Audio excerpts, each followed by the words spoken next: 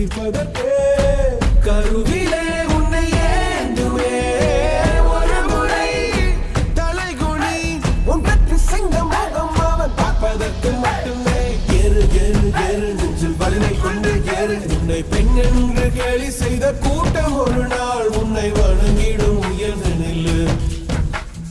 அன்னை தங்கை மனைவி என்று நீ வடித்த வியர்வை உங்கள் பாதைக்குள் பற்றும் அந்த தீயை அணைக்கும் நீ பயம்